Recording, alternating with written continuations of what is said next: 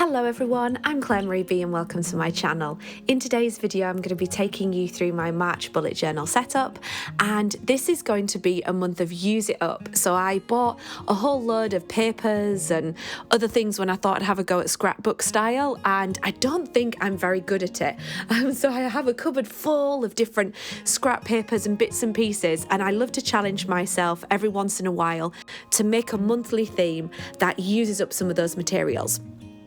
Usually in March I like to use the colour green because I love embracing spring and the flowers coming and the grass growing again. So yeah, this month I'm going to be using these great papers that I found in my cupboard that are already printed in different colours of green.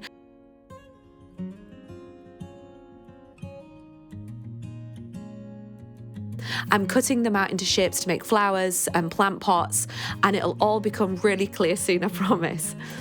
So first of all, I've cut all the different bits of the papers into petal shapes, and I'm rearranging those on my page just to get the right layout. I want to make sure I'm balanced on either side of the page, so I'm just arranging them in the best setup, I think, based on the patterns, and then just checking either side. And this is why I love a dot grid journal, because you can just count the dots to make sure you've got everything lined up properly. I've also cut out a plant pot, which I'm working out where I want that to be at the bottom of the page as well. So let's stick everything down, and then I can start to add the different effects on there as well.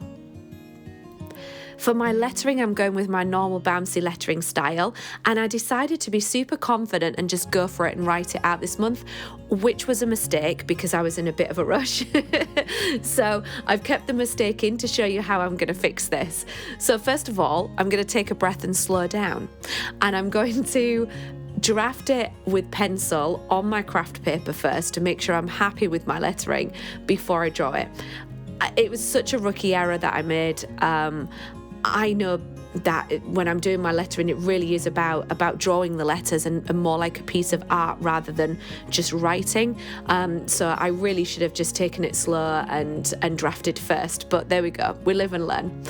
So after trimming around the edges to make that rounded, I've then finished the march, and that'll stick over the top. And I'm sure you can agree that the march on the craft paper looks better than the one that's underneath the plant pot.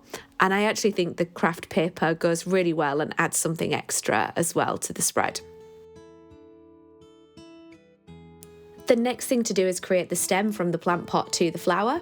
So I am just going to cut this. I've taken a piece of the paper that's already printed, and I'm just trimming that as a wiggly line, and then just trimming that down to get that to fit, and then I'll stick that down as well.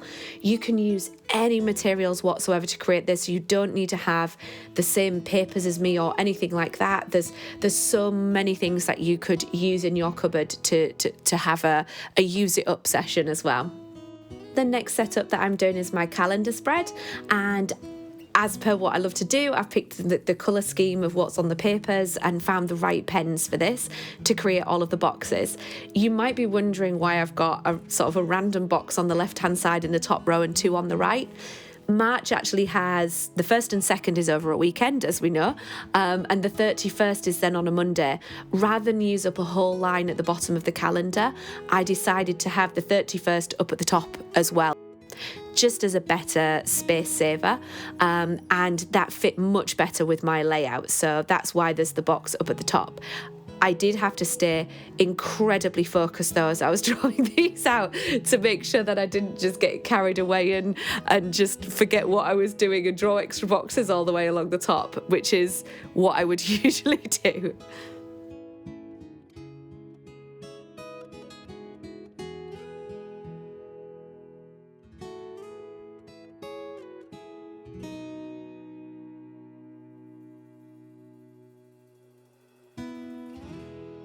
Again, I'm drawing out my March 1st.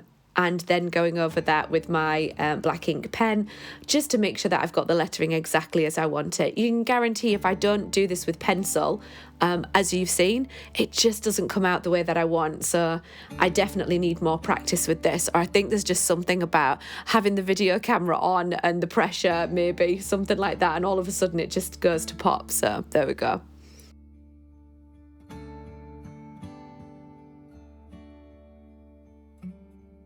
After cutting out a whole bunch of the petal shapes in the very beginning before I got started, I can then use those petals on the other pages as I go along, and I didn't have to keep cutting new petals. And again, it really felt like I was then using things up and having as little waste and scrap paper as possible.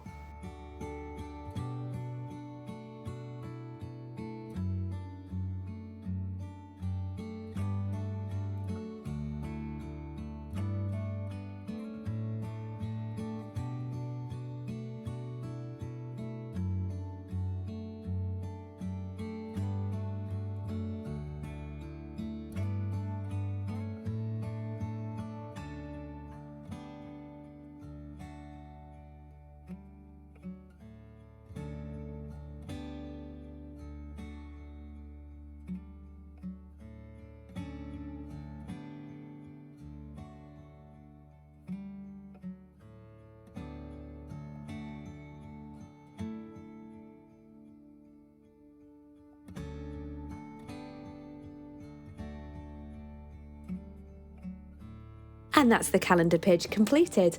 On to my content planner, and I'm doing this a little bit different this month. I've found that I haven't really been focusing on my self-care stuff, as in when I'm in the middle of the month, I'm not really coming to the page in the last couple of months and really focusing on that. So I don't feel that at the moment how I'm setting this up is working for me.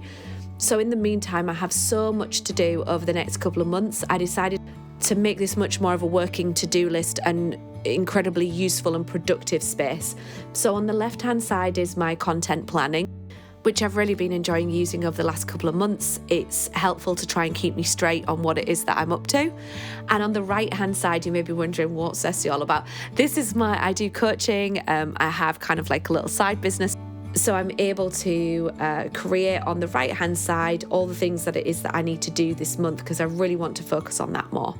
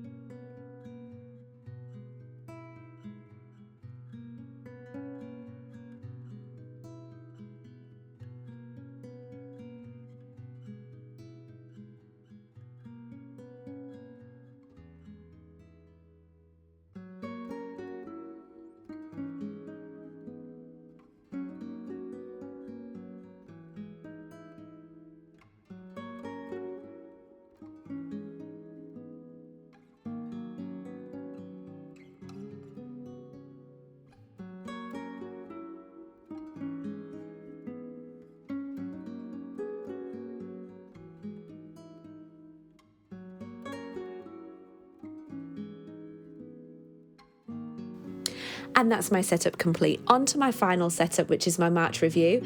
This is something I have been really enjoying over the last few months. I find this a great way to record what's been going on, how I'm feeling across the month.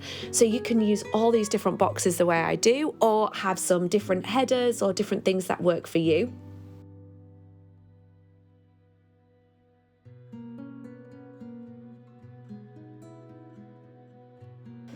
The way I've set this up also as well allows me to put extra boxes in or take them away across the month when I'm finding that I'm not filling those particular ones in, or it gives me a really great foundation to be able to evolve this on how I'm feeling or what I feel I need going forwards across the year.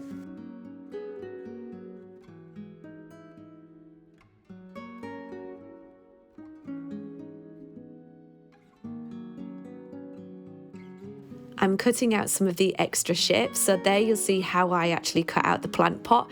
I trimmed one side of the paper. I made sure I did it right against the edge of the paper, and then I took the bit I chopped off and reversed it over the other side so that I had a completely symmetrical plant pot.